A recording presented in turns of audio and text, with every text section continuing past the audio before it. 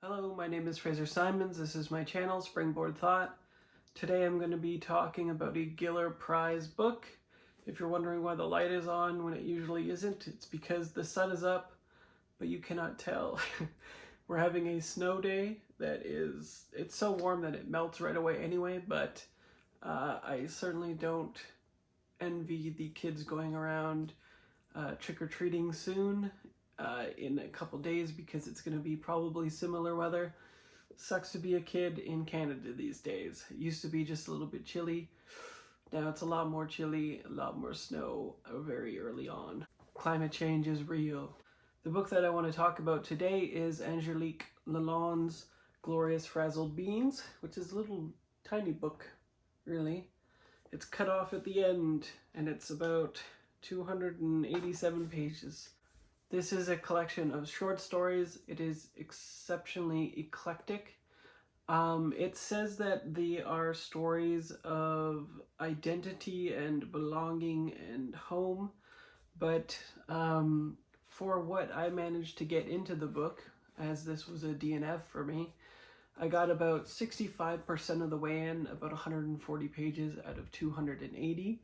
To be honest, this doesn't feel very cohesive at all. It feels like an author trying to navigate to a place where they find the specific voice that they want in their career. This is a debut, so it would kind of make sense. I think it's also a reaction to genre conventions pretty explicitly.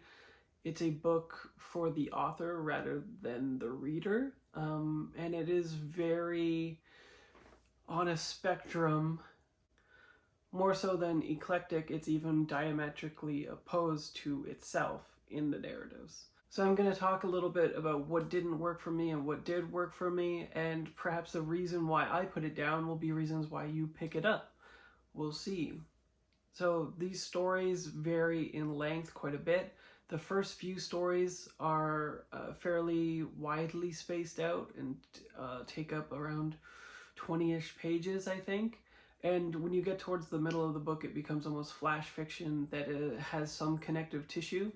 It'll be like a story in 4 parts and it'll be like 1 or 2 pages per each.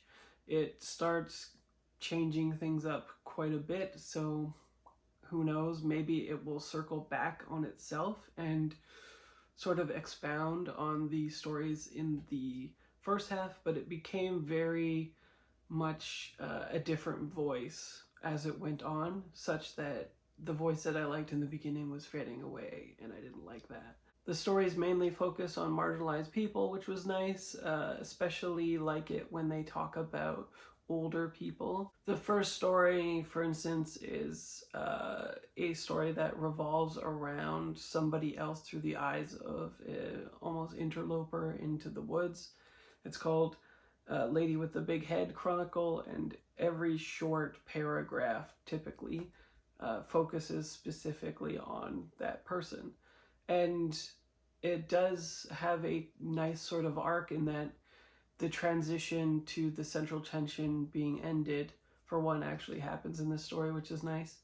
And two, it has something to say about nature and about encroachment and a little bit about pioneering and identity and its interrelationships with people that we see as other, basically. The town Carmen found is very strange and goes into like a magical realism / fantasy type place where it's more saying something about an internalized lived experience and how our inner lives are sort of co-opted when we go into societal expectations. And that was fairly interesting, if depicted a little bit strangely and very subjectively. It's what I definitely read into the story, but I've read other interpretations that were like, this just didn't make any sense to me. And so it feels like there is a lot less grounding in that. But I tend to gravitate towards more subjectivity than most people. Most people want a very prescriptive through line for stories. And that's why, as I'll continue, it feels a lot like an author shirking those particular boundaries on their fiction. Malarkey is the next story, and that's when it started to kind of unravel for me a little bit.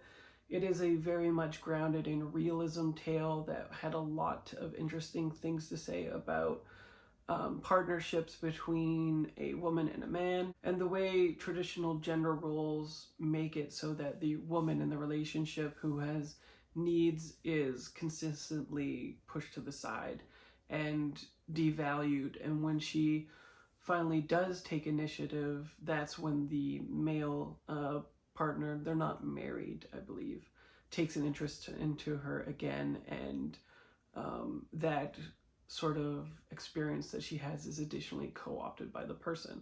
And eventually, though, this turns into full-on fantasy, and the male figure, who is an artist and has been working on a graphic novel, spoilers here, just in case you want to pause it or anything, at that point, the male character in the book becomes a literal character, in the sense that he is subsumed by his work that he's been putting in and prioritizing above his relationship with the woman, and she finds him actually within the graphic novel that he was creating this whole time and consistently expounding about to her all of the time.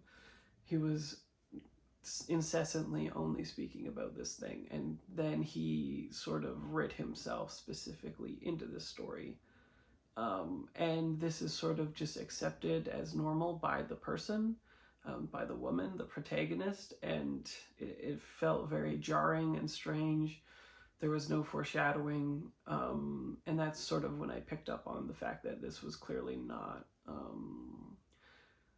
that genre convention was an additional theme in this, that it was being not so much examined or interrogated, but completely dismissed, and the reader's typical expectations were going to be supplanted for what the author found interesting, which is typically fine, you might say, but because there is no craft being deployed in order to actually support that new scaffolding, it feels just like it's random stuff happening for no real purpose.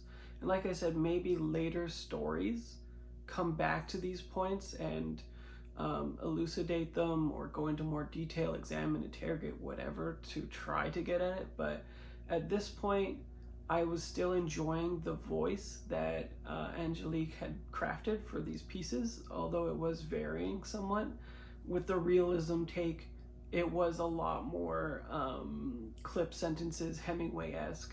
With the first one, it was very subjective, flowing, flowery language, and that kind of, made sense because it was taking place in a forest and all this stuff was happening.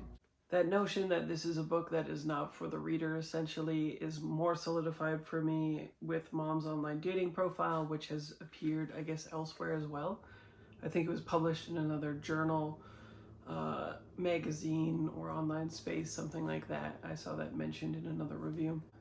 This story sets itself up to be a mystery in the sense that a woman who is older, I think 60s, 70s, something like that, is putting herself out there on a dating website, convinced by her friend to do so. She eventually ends up dying, and there are questions as to if there is any potential links between her death and the dating profile. We then follow her daughter Camilla to in her little investigation, trying to figure out if there is some connection, because she feels like there is. Just as she's about to find some answers like this, the story is abruptly cut off just when it gets interesting. There's no resolution, there's no catharsis, there's no real reason for the story to actually be happening. There's not an interesting theme. It's more of like a gotcha moment, and that's when I started to kind of peace out from this. That also featured the weakest voice for me at the time, And then we moved into flash fiction, Home in 4 parts. And that is about 10 pages for all 4 parts. That I remember very little of. I hated the voice. I started speed reading, and eventually at 120th, after I paged through 2 more stories, I just completely put it down because the voice became completely uninteresting and very different to me.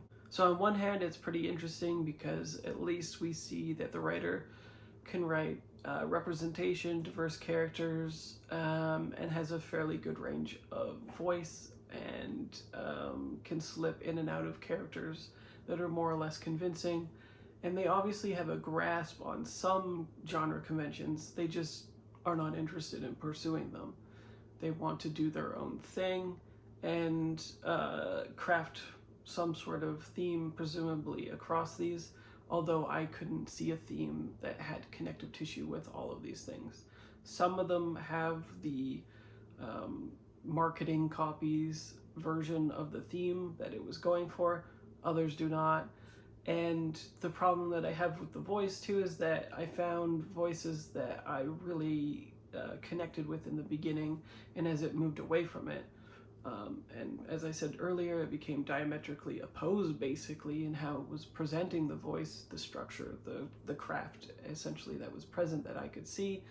They would either love or hate one or the other, right? So I don't understand why you would do that, basically. I looked for reviews and trying to make sense of this book, and everything was mixed to middling degrees of success, in the sense that the glowingest review that I found that was like a 4-star-ish thing was that it is uneven, but has very good grasp on voice for lots of them, which is essentially where I landed as well.